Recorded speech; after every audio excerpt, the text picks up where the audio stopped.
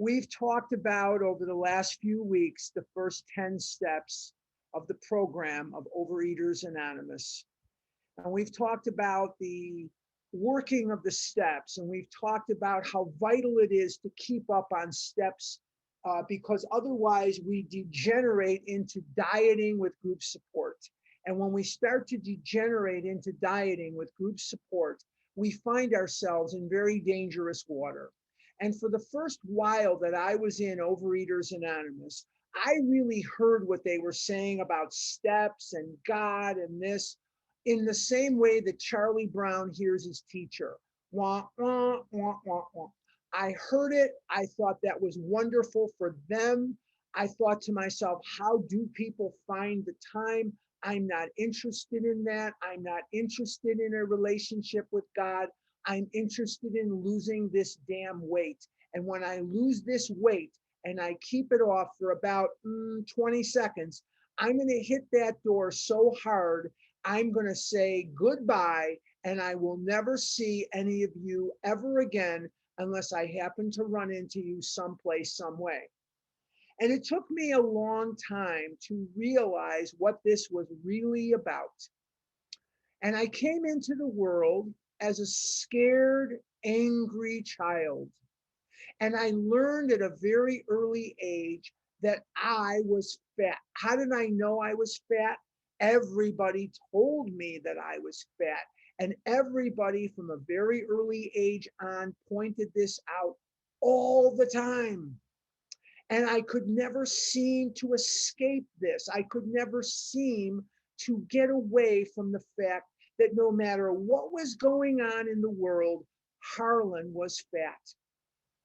And I was a scared, angry child. And I learned to compare and despair. And I learned at a very early age to catastrophize. And catastrophizing was something that my mother and father did very well. My mother and father were dear people, very damaged in their lives, very, very damaged. And they didn't cope well with just about anything, really. And there was never any money. My dad was an immigrant. He was not a good businessman. He was old. By the time I was born, he was 54 years old. And tomorrow, April 4th, will be the date in 1914 that he arrived in the United States, and they made April 4th his birthday because I don't think they knew, and I don't think they could speak too good Russian. I don't think they could speak Russian well, Polish well. And so they made April 4th his birthday. He was born in 1900. So he would be 121 years old if he was alive. Tomorrow, he'd be 121 years old. And I know that he's resting at God's right hand. I know that because he lived hell on earth.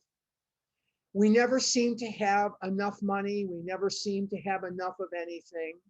But we were lucky in that we had food and we had each other, but we were too short-sighted to really see it during our life together.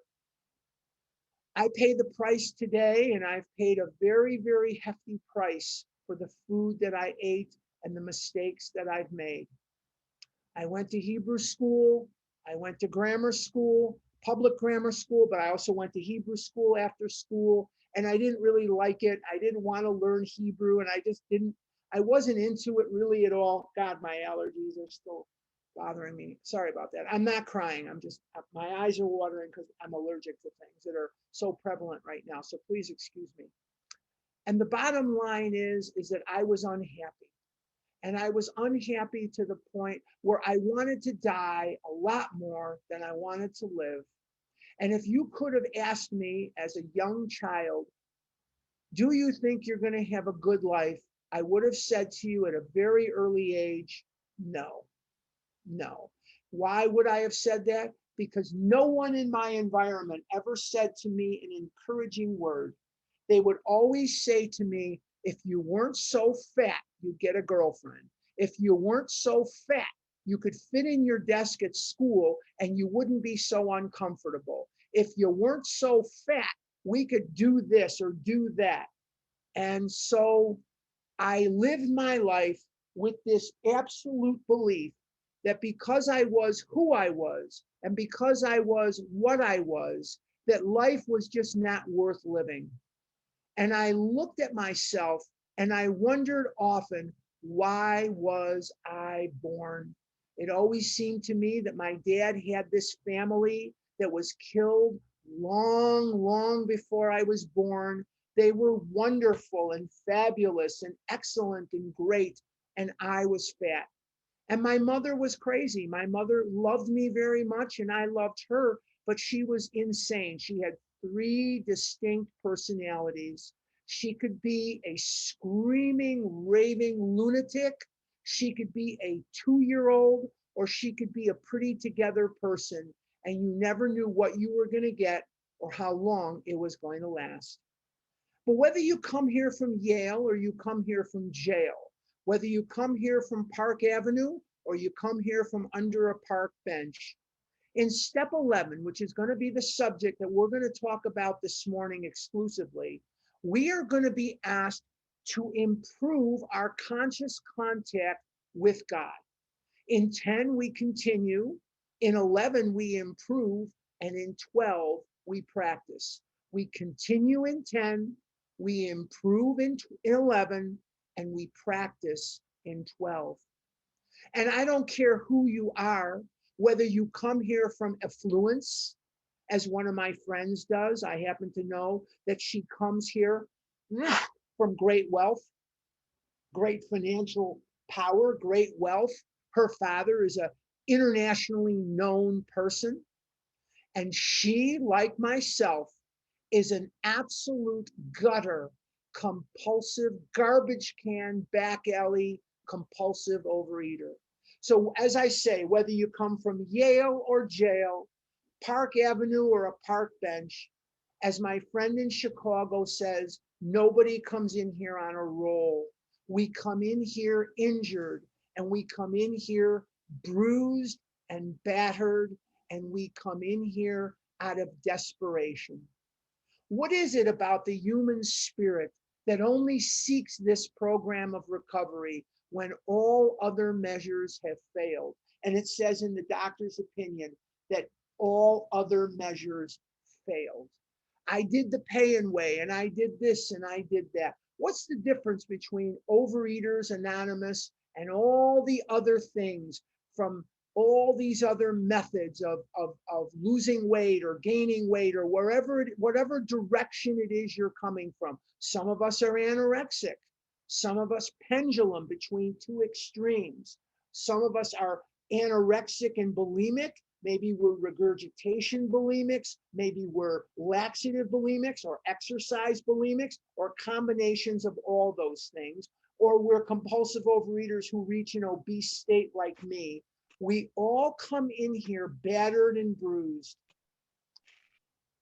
And we come in here after a long time of asking God, praying to God, make us thin, give us this, give us her, give us him. Why my mother? Why my son? Why my father? Why my daughter? And we look up at starry skies with tears in our eyes and ask God, why? And there doesn't seem to be a good answer. There doesn't seem to be a good answer. And people put their hands on our shoulders and say, he's in a better place now, or she's in a better place now. Or my favorite, most loathsome thing is, well, God has his plans, doesn't he? And I would sit there stewing after my mother died or after my father died. And I'd say to myself, even though I wasn't articulating those words, I was angry. And the emotion that it articulated was, well, then that's not a God I want anything to do with. Step 11 is calling upon me to accentuate that difference that I asked you about 30 seconds ago. What is the difference between what we're doing here in OA and what's happening at diet clubs and God knows what all around this world? What is the difference?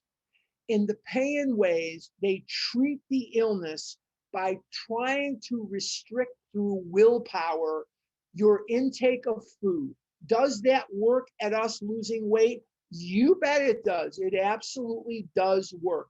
And every one of us has lost our, maybe there's a couple of exceptions. I don't mean to make a blanket statement. I'm sorry. But I would say most of us have gone into those pay and weigh situations, and we have lost weight only to not only regain it, but to slingshot beyond it and gain more weight than we had ever carried before in our lives. So obviously, praying to God doesn't do a thing for us. Obviously, losing weight in a pay and way doesn't do anything for us. So based on that, I guess I'm just going to give up. And then out of desperation, I got dragged by the ear on February the 2nd, 1979, to a meeting of Overeaters Anonymous that took place in Skokie, Illinois, about 20 minutes from my home in Chicago. And it was in the Orchard Mental Health Center. I think God likes to laugh too. And I went to that meeting, and it began a 42-year relationship between me and OA. What is the difference? We're treating the cause rather than the symptom in Overeaters Anonymous. Let me say that again because it's very important. We're treating the cause rather than the symptom. The symptom is gaining weight or being anorexic or bulimic. That's a symptom. That is not the problem. Yes, our problem is lack of power. That is our dilemma. But what is the problem? The problem is the buildup of everyday, normal human emotion. And in every day that we live, we are going to encounter people, places, things which do not stick to our script, which is why selfishness always heads the procession. It's the first character defect described in chapter 5, and it is the first of the defects of character that we're going to talk about in step 10, and the first of the character defects that we're going to refer to back in step 11. Selfishness, the script. And when that happens, fear and anger and dishonesty and guilt and shame and all these various things are going to come up. But we're going to deal with the defects: selfish, dishonest, resentful, and fearful. Fear. Those are the defects, the 4 defects that we're going to be dealing with. And when we are in a place of neutrality with them through the working of the steps, now this is important, wake up for just a minute here. The urge to eat is simply not there. And as we grow in our recovery, as we mature in our recovery, as we dig deeper in our recovery, we begin to heal in areas that we didn't even know had been vandalized and ruined by this disease. I'm better in my personal relationships today. And most of all, I'm going to say that I am better in 2 areas that are the most glaring to me, that I never thought I would ever be able to say. I never thought I would be able to feel. But these are the 2 areas of my life which have been most improved. Now, yes, I've lost a little over 500 pounds. There's no question about that. And I'm glad I have. I still have bubby arms, and I still have pockets of flab on me that I wish I didn't have. When I said I had to pay the price, only a surgeon is going to get rid of this. It's not going to matter. Only a scalpel is going to get rid of some of this stuff. And I have it around my side and on my back and stuff like that. Not very attractive to the ladies, I'm afraid, but I have them, and only a surgeon could get rid of them. I found 2 areas of my life that are surprising and glorious and life-giving for me. I like myself. Yes, sometimes I don't like what I see in the mirror, but I think that's common to a lot of people. They have a name for people that don't often like their bags and sags. They're called human beings, and that's part of the human condition.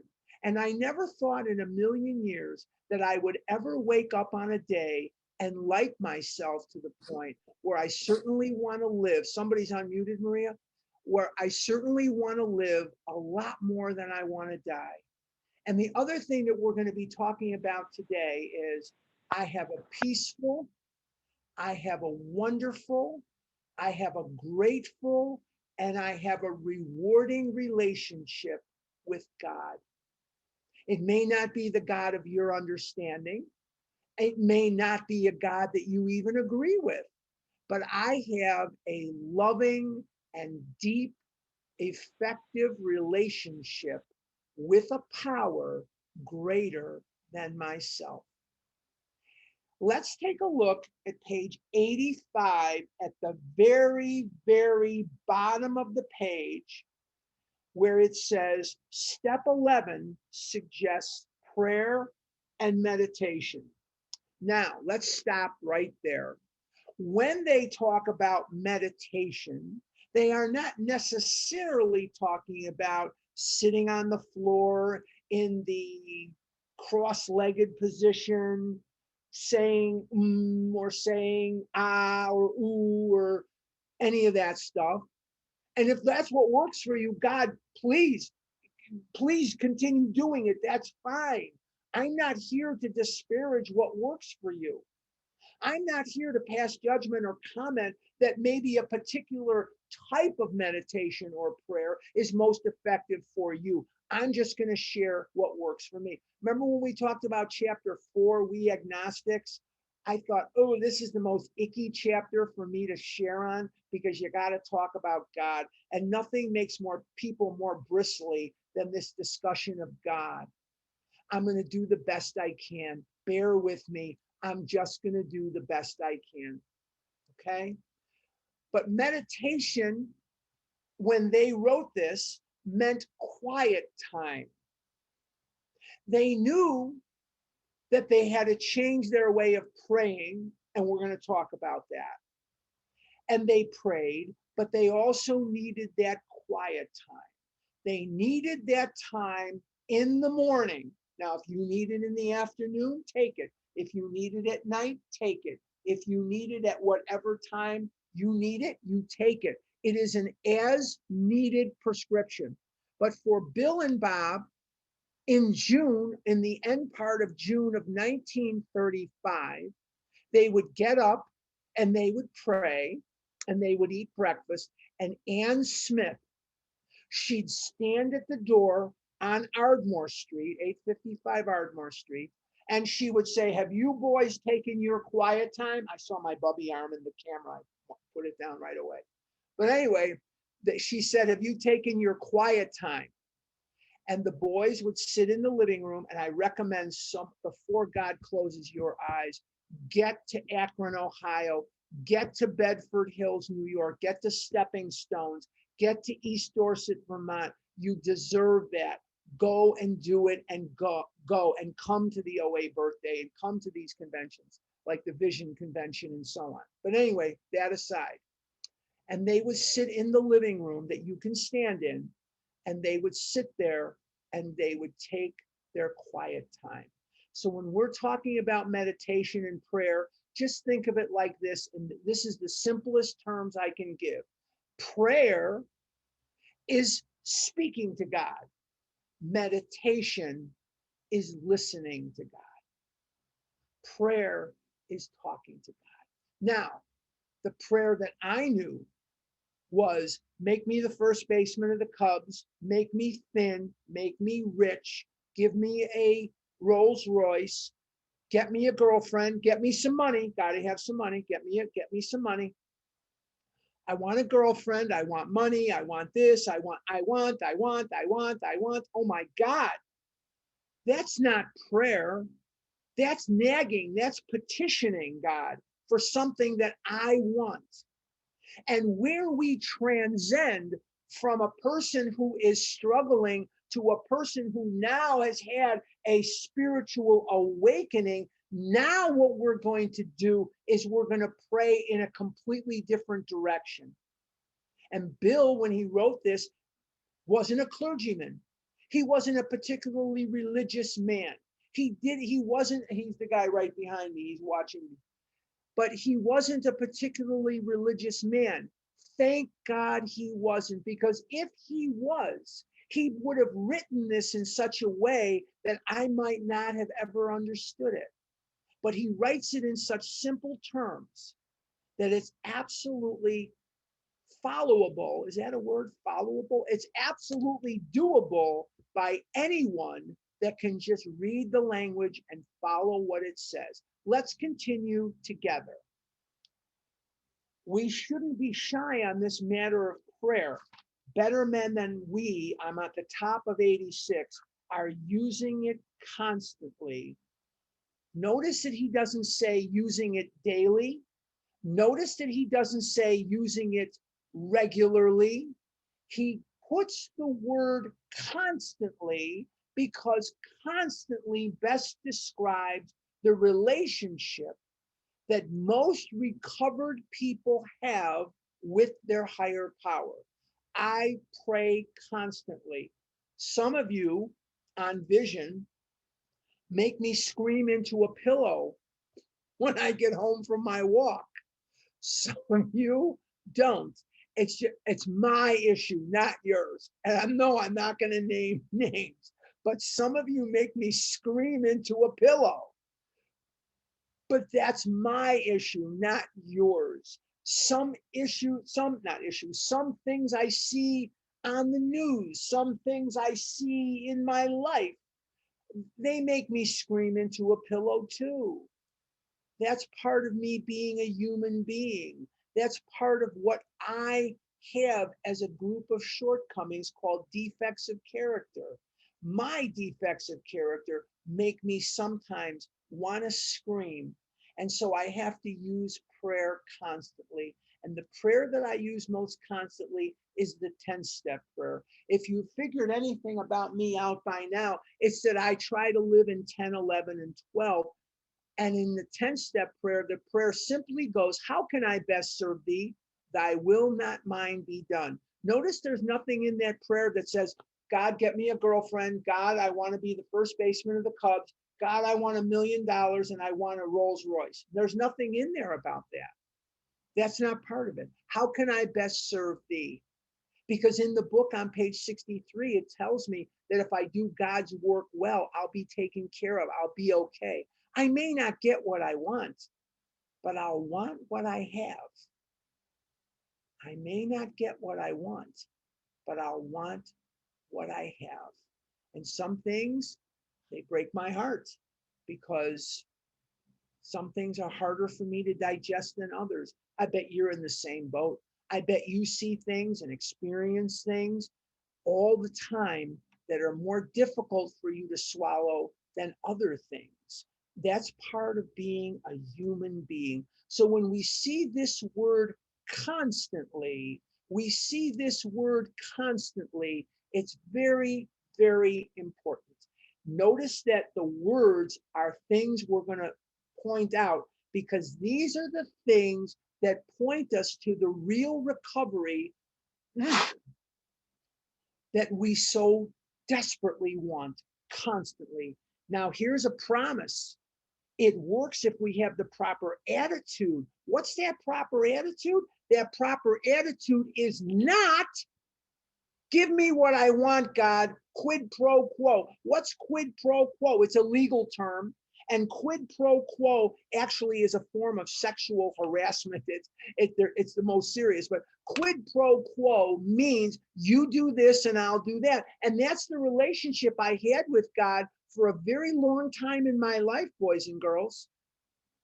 You give me this, God, and I'll do that. You know, the old lottery prayer, the most used lottery prayer. God, let me win the lotto. Let me win Powerball, and I'll take care of the synagogue, and I'll help the poor, and I'll give money to cancer, and I'll give money to this person, and I'll give money to that person, and I'll do this, and I'll do that. Just let me win the lottery. That's not going to work. Believe me, I've tried it. Don't tell anyone, but I've tried it. It doesn't, that's not prayer. That's quid pro quo, guys. So let's keep going with that attitude. And the attitude comes from page 63, 62.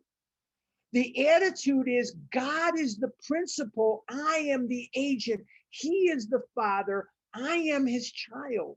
He is the director. I'm the actor. It comes from page 62 and gets reinforced all through the book, but it's first introduced on page 62 at the bottom of the page. Very important stuff. That's the proper attitude, that I'm in this world to play the role he assigns. Page 77. I won't go through everything because we'll be here all night if I do. And I know we have limited time. I'm just gonna talk about page 77 for just a minute here, because we're after page 77 here, we're on page 86. It says it works if we have the proper attitude. What's that attitude? My real purpose is to fit myself to be of maximum service to God and the people about me. That's the attitude. That's pure Oxford group, guys. We're going to be immersed in Oxford group this morning. Step 11 is pure Oxford group. We're not going to be concerned about the common sense of drinking. We're not going to be concerned about the Sermon on the Mount much. We're not going to be concerned about the book of James. We're going to be concerned mostly about the teachings of the Oxford group movement, which were people practicing first century Christianity to the best of their ability. And work at it. See, he doesn't just say we need a good attitude and work at it. So constantly we're being reminded that this is not a program for people who need it. It is not a program for people who want it. It's a program for people who do it. Let's continue. It would be easy to be vague about this matter, yet we believe we can make some definite and valuable suggestions. Now, the most obvious question in step 11 that comes to me almost every day of my life. I would be shocked if I went 5 days in a row and somebody didn't call me, text me, or message me about this question. Why is the nighttime section before the daytime section? The reason is it is assumed by Bill that you have been doing step 10 throughout the day. So let's take a look at when we retire at night, we constructively review our day. Stop right there. You see, I know a lot of you. There's 158 of you here today. I don't know all of you, but I know a lot of you. And I know, I'm not going to tell anybody specific names. I know some of you can be very hard on yourself. How do I know that? Because that's me. A hammer to your head is not one of the tools of recovery. Let me say that again. A hammer to your head is not one of the tools of recovery. So when it says constructively review our day, let's do it constructively, and let's not take a hammer to our own head. We constructively review our day. Were we resentful, selfish, dishonest, or afraid?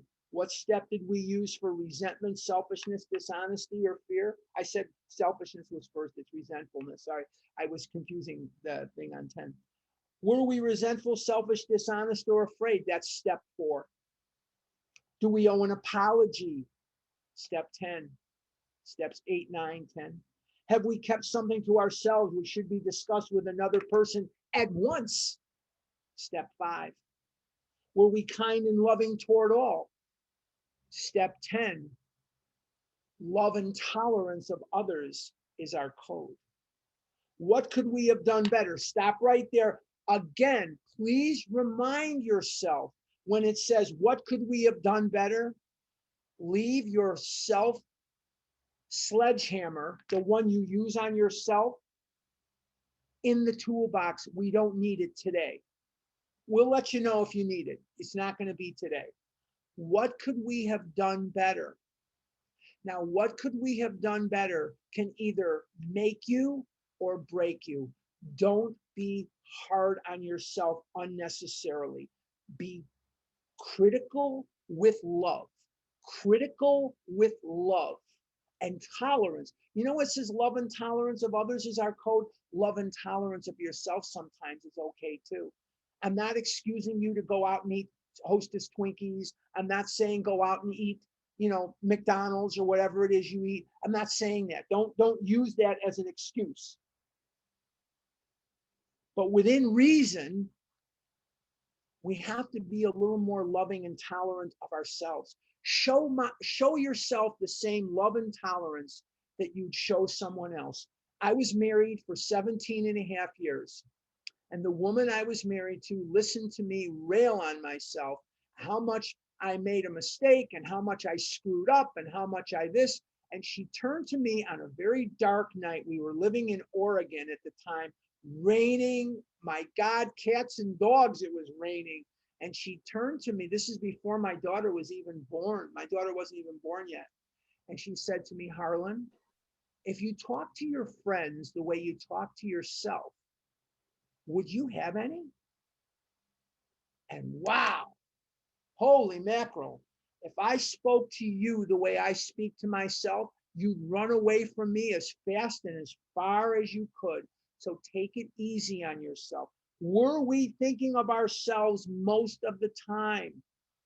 Or were we thinking of what we could do for others, page 62, of what we could pack into the stream of life all over the book? But we must be careful not to drift into worry, remorse, or morbid reflection, for that would diminish our usefulness to others. When I am faced with worry, remorse, or morbid reflection, that is the precursor to, could you put extra cheese on that? Could I get a large order of fries and maybe another cheeseburger with that? That means it's time for me to reach out. That means it's time for me to take action.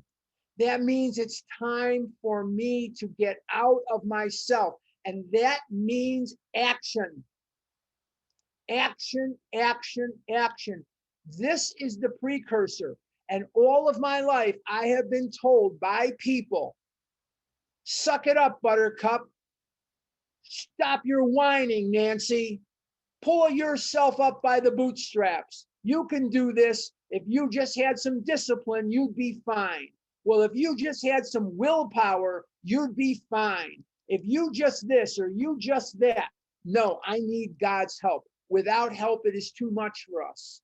Remember that we deal with alcohol, cunning, baffling, powerful. Without help, it is too much for us. Remember that I deal with worry, remorse, or morbid reflection. Without help, it is too much for us. And what is my solution to those problems? Food. Remember always that food was not the problem. Food was the solution to the problem. I'm not crying. My allergies are just screaming. And right behind my eyes and right behind my nose, my head just wants to explode because everything is in bloom here. And it's just, my God, it's, oh, I'm not crying. Sorry. Okay.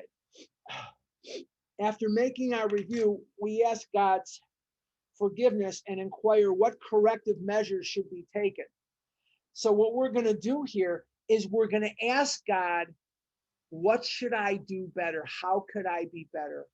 And be quiet. Wait for an answer. And how do you wait for an answer? You have to be quiet. You can't be yelling about what you want and who you're mad at.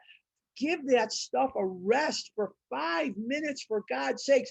God gets it. She's a witch. God gets it. He's a jerk. God gets it. They suck. You've told him that 83,000 times over the last day and a half. He gets it. For 5 minutes, could you just put that stuff away? For 5 minutes, can you just put that stuff away and just listen to what God would tell you you need to do things better? You've come this far. Don't turn back now. Don't quit 5 minutes before the miracle. Don't do it.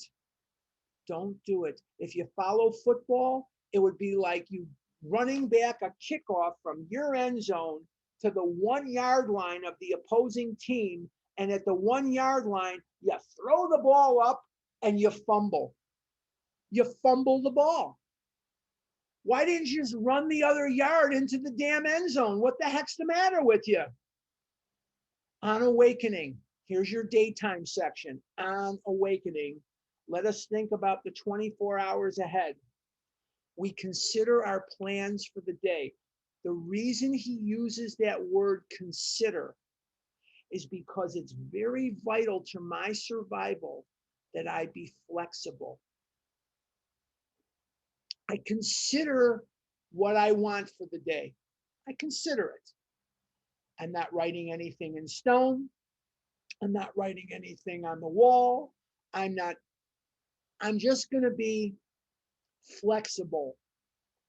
So it's vital that I look at that word consider. Notice it doesn't say I review my plans for the day. I broadcast my plans for the day. I consider them. Very big difference between considering and stating. Okay? We have to be flexible. We don't know what 5 seconds from now is going to bring, let alone 5 minutes, let alone an hour. Life 1 year ago today, 13 months ago today. Let me see a show of hands. How many of you ever heard of Corona? To you, it was a beer. It was a Mexican beer, Corona. That's what it was. Now, my God, it's a whole, who doesn't know what it is now, right? That's how life has changed. 13 months ago today, I was doing this at the coffee plantation, 5 minutes from my house. And I was on the phone with one of my friends in Colorado and a couple of my other friends back in Chicago or Geneva, Illinois. And I was on the phone with a few people, and there were a few people that came, and that was it. There's 159 of us on the Zoom call right now. Before we begin, we ask God to direct our thinking. Direct my thinking, especially asking that it be divorced from self-pity, dishonest, or self-seeking motives. In other words, this is not prayer. God, I want you to give me some money. I want to make a big sale today. I want to do this. I want to do that. Me. That's not going to cut it. That's not recovery. So what I need to do is be divorced from self-pity, dishonest, or self-seeking motives. And how do I do that? By considering the opposite.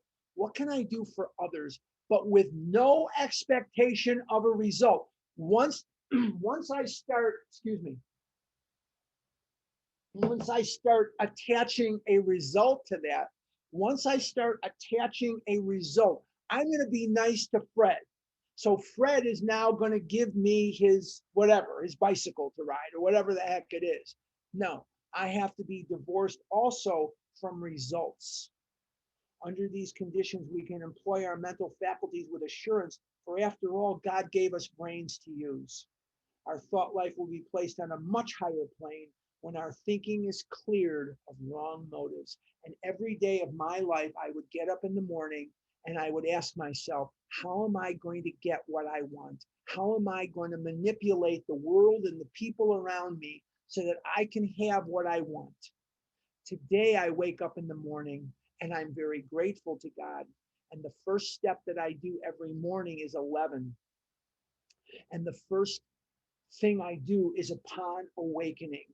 That's the first thing that I consider is upon awakening. And I pray it and I read it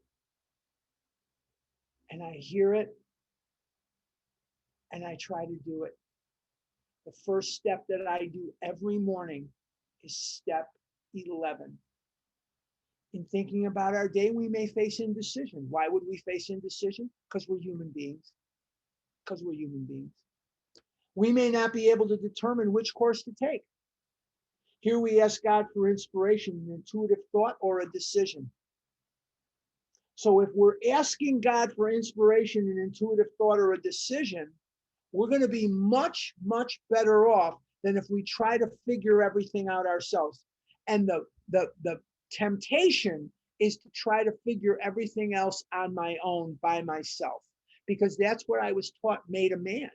That's what I was taught made the woman. That's what I was taught made one an adult, is this ability to figure things out for myself. That is not what I want to do. I want to listen to God. We relax and take it easy. That's not a commentary. That's an instruction. Relax and take it easy. Relax and take it easy. Hope I don't step on anyone's toes here, but I'm going to quote another source of good information. Be still, for I am God. Not Harlan, I'm not God. Be still, for I am God. I got your back. God's got your back. Top of page 63, third step promises. He's got your back. He's going to provide for you as long as you do his work well. And if you do his work well, boys and girls, you're going to be taken care of. Yes, you have to do your work. You have to render unto God what is God's. You must render unto Caesar what is Caesar's. But you will be taken care of. That's not Harlan's promise. That's God's promise. That's God telling you all through this book, you do my work well and I will not let you starve. I will not let you live in a gutter. We relax and take it easy. We don't struggle. How do you tell the difference between my will and God's will? When I'm doing my will, I'm walking upstream against the current with maximum amounts of resistance. When I'm doing God's will, I'm going downstream and I have minimal resistance. Yes, when I'm doing God's will, sometimes things can get a little difficult. As soon as I put my ego in there, that's when it happens. Or when I'm doing my will, sometimes things can go well. But on the whole, God's will is much easier. It's just doors open up, things happen, help comes, things start going downhill rather than walking uphill. We are often surprised how the right answers come after we have tried this for a while. Top of 87. What's going to happen? Because we're not perfect. We're not perfect at this. We've just been doing it for maybe a short period of time. So let's go to the top of page 87. What used to be the hunch or the occasional inspiration gradually becomes a working part of the mind. What does that suggest? It suggests that we're going to have to work at this. Again, guys, this has to be worked at. Please do not expect yourself to be sitting on top of a mountain in robes like the Jedi wear, cross-legged on top of Mount Kilimanjaro, chanting Tibetan hymns or something after doing this once or twice. What happens over time is that these things that we're talking about will become a working part of the mind. But this is all counterintuitive. This is not what we were taught as children. As children, we were taught, you better work hard, you better do this, and you got willpower, and you could do anything you want, and you.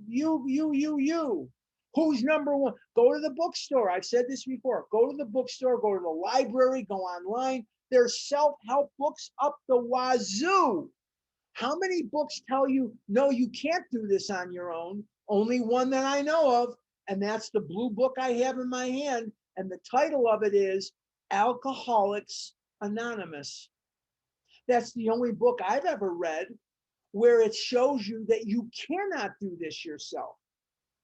I have to rely on a power greater than myself. The main object of this book, page 45, the main object of this book is to help you find a power greater than yourself, which will solve your problem. Let's continue. being still in experience and having just made conscious contact with God, it is not probable that we are going to be inspired at all times.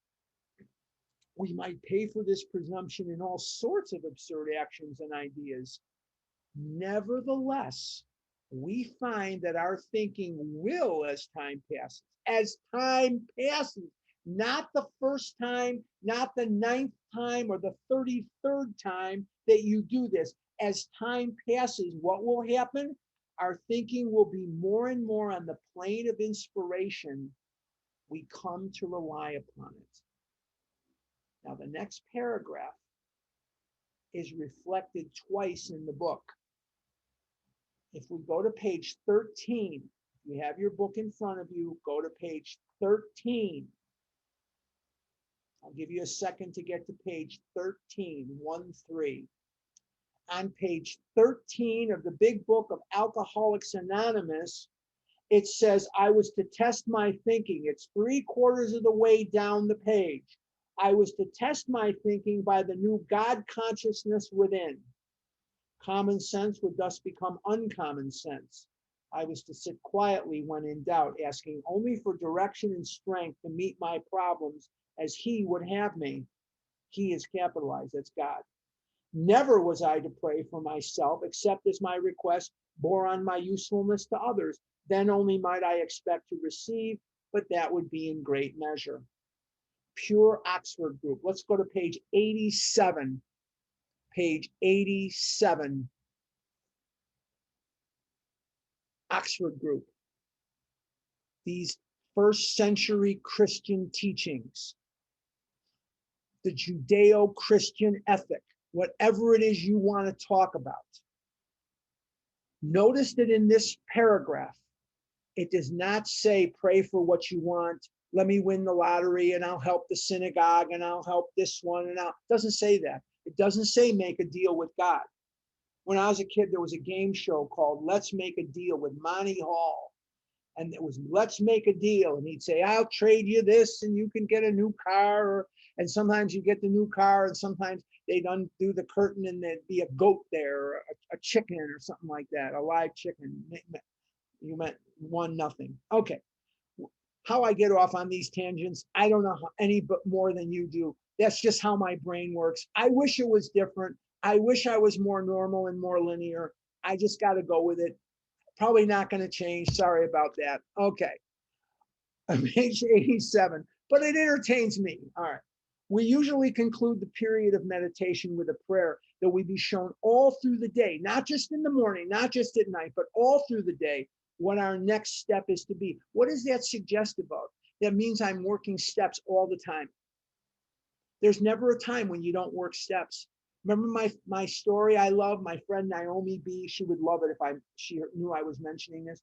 Naomi said to me in New Jersey, Mount Laurel, New Jersey, can I call you when I'm done with the steps? And I said, no. And she looked at me like I was the purple people eater with 3 heads. And she looked at me and said, why not? And I said, because when you're done with the steps, you're going to be dead and there's no phone in the box.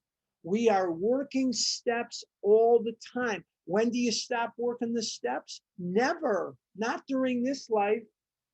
That we be given whatever we need to take care of such problems. Notice it doesn't say, give me the intuitive knowledge how I can solve my problems. It says that we be given whatever we need to take care of such problems. Where does that need get filled? From God. You see, I love most of you. I love all of you. Some more than others, some less. But I'm not going to come to you and say, solve my problem. Not if I have a brain cell working. I love you. Maybe you love me. I don't know. But when I have a problem, I'm going to take it right to the big guy. Now, a lot of times his words, his will, his desire come through your mouth. That happens too. I had an early morning discussion yesterday with a very dear friend. And this friend, I called to see how she was doing. And she helped me a lot more than I helped her. She put some things in perspective that she was dealing with in the letting go of something that I needed to hear. And she helped me have a very wonderful day. She doesn't know it. I haven't had a chance to tell her, but she helped me a lot more than I helped her. Okay. We ask especially for freedom from self-will. That's a departure. I want my self-will in the disease so I can power through everything. No, I want freedom from self-will and are careful to make no requests for ourselves only. We may ask for ourselves, however, if others will be helped. Help my family, help my business to grow so my employees can have a place to come, but not selfishly. Do you see the difference? Do you see the difference? And don't think that God doesn't see through your BS. Don't think God doesn't see through your BS. He does. He's smarter than you think. Hey, if he was simple enough to understand, he wouldn't be big enough to solve my problems. I had to stop telling my God how big my problems were, and I have to start telling my problems how big my God is. And that's a transition that takes time and effort. We are careful never to pray for our own selfish ends. Never means never. Never means never pray for our own selfish ends. Pure Oxford group. Don't sit there praying for your own selfish ends. Many of us have wasted a lot of time doing that, and it doesn't work. You can easily see why. And this paragraph that we just read is the guts of step 11. It's the guts of step 11. And I meditate on this paragraph every day. If you do or you don't, that's your business. Please don't ask me, is it right or is it wrong? It's what you decide, not what I decide. If circumstances warrant, we ask our wiser friends to join us in morning meditation. Not necessary. If you have the type of relationship with a friend or with a spouse or with a significant other or a child or a parent or something, then by all means do that. That's fine. Or not. Or not. If we belong to a religious denomination, which requires a definite morning devotion, we attend to that also. There are certain prayers that I say in the morning that are prayers from my childhood and my religion. And there are certain things that I do every day. And you can see that these pages are well worn. They get utilized all the time. And these are very worn out pages. And there are things that I will do from this book that are personal unto me. That there are things in here that I hold very dear. Do you have to pray from this book? No, it's not required at all.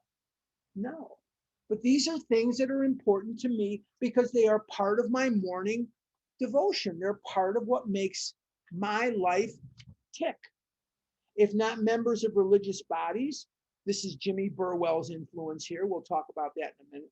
We sometimes select and memorize a few set prayers which emphasize the principles we have been discussing. What are the principles? The principles are the steps. The principles are not separate from the steps. The principles are not part of the steps. The principles are the steps. There are many helpful books also. Suggestions about these may be obtained from one's priest, minister, or rabbi. Be quick to see where religious people are right. That was very hard for me to do. I didn't like the fact that religious people were right. I resented them. I thought they were sanctimonious jerks. And it was pointed out to me by a very large man in Chicago with his finger in my chest saying, "You're judging them. Who's the sanctimonious jerk? You're casting aspersions on them. You're judging them prior to the fact. Who's the sanctimonious jerk?" And I didn't like that he said that to me. So I resented him too. No, I didn't for long. I'm just kidding.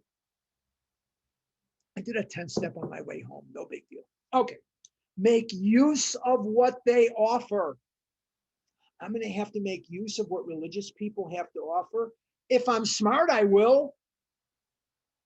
If I want to recover, I will, or not. Now, remember I said we're going to talk a little bit about Jimmy Burwell. We're pushing time, Maria. We may run over. We may run over today. We may run over a little bit today. A little bit. Okay, somebody's unmuted though. Okay, now, Jimmy Burwell was an atheist. And there are atheists among us, and they read this paragraph and they say, I'm not religious. I don't believe in a religious deity. That's okay. That's okay. There's no wrong answer here.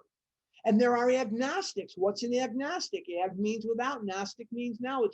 They believe that there may or may not be a God. They just don't have enough information. And then there are true believers. But among the believers and among the agnostics and among the atheists, there are people who harbor pockets of agnosticism. What is a pocket of agnosticism? I was absolutely certain, since it's Passover time, I was absolutely certain that God split the Red Sea into, it's really the Sea of Reeds, but let's just say the Red Sea. He split it into 12 sections, one each for all the tribes of Israel. There's 12 tribes of Israel, 3 are left, 9 are missing, 9 are gone. He split it, and the burning bush, I believe in that. I saw the Cubs win the World Series in 2016. I knew that by the Cubs winning the World Series, that there was definite evidence of a God. But would that God help me with my sex life? Would that God help me in my fear of performance? Would that God help me in my jealousies? Would that God help me with my food when I was suffering the pains of abstinence and early abstinence? And when I walked to him, he ran to me. Now, there are areas of my life I wish were different. Oh, do I wish they were different? I have a daughter. She's 26 years old. She hasn't spoken to me in 10 years. I wish I could hold my daughter. I wish I could talk to my daughter. There's nothing I can do. I wish I had a wife. I wish I didn't have to go to sleep alone every day. I wish I didn't have to get up every day alone. I wish I had $1 million. I wish I didn't have to work anymore. But this is life. This is life on life's terms. But through it all, God is there. Now, let's continue. And as I said, we're probably going to run over a little bit today because I don't want to stop here because I want to really get into step 12 next week. Bottom of 87, as we go through the day, we pause when agitated. What's in the pause? I know it stands for PAUSE. People are always using God, or what it means is step 10. Step 10. So when people are giving the acronyms on the morning meeting and they're giving all these acronyms for the pause, what does Bill mean by that? What do we do when we're agitated? Step 10. That's what it means. He just didn't want to keep saying the same thing again, you know. Or when agitated or doubtful, and ask for the right thought or action. When I'm doubtful, I can pray for direction. What does it say? In thinking about our day, we may face indecision. I can pray for direction. But when I'm agitated, I need to do step 10 and ask for the right thought or action, step 11. We constantly, there's that word again. I'm going to point it out all the time, constantly, because where you see people falling back into Butterfinger bars, it's because they stopped doing this. Don't stop. Recovery is not a destination, it's a journey. It's not a destination, it's a journey, and it's counterintuitive to what you've been told. You were told, if you're anything like me, lose weight and everything will be fine. I lost weight, everything wasn't fine. So I figured, screw this, I might as well eat. I didn't really figure it, but that's what happened. Ask for the right thought or reaction. We constantly remind ourselves we are no longer top of 88 running the show.